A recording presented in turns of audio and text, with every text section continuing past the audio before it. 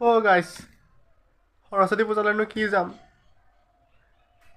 Class 6-7ত পঢ়া ল'ৰা ছোৱালীবোৰে গাৰ্লফ্ৰেণ্ড বয়ফ্ৰেণ্ডৰ লগত ঘূৰিব আৰু আমি পায়স আৰু খিচিৰিৰ লগত ঘূৰি ফুৰিম। আকৌ কাৰিকৰ পিছত আমি ঘূৰি ফুৰিম। কাপোৰৰ কম্প্ৰমাইজৰ কথানো কি বুলি ক'ম? ছোৱালীবোৰে এতিয়া কিমান দিনৰ আগৰ পৰা কাপোৰ বিচাৰি ফুৰিছে, মই এযোৰ পিন্ধিম, মই এযোৰ পিন্ধিম, মই এযোৰ পিন্ধিম।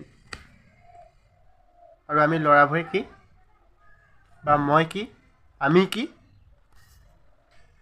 সেই 3 বছৰ আগত পিন্ধা বা 3 বছৰ আগত কিনা সেই কাপোৰযোৰ যে সেইযোৰ কাপোৰেই আপোনাৰ হয় নহয়? এযোৰ কাপোৰেই পিন্ধি আছোঁ আৰু সেইযোৰ কাপোৰেই, বেলেগ কাপোৰ নাই।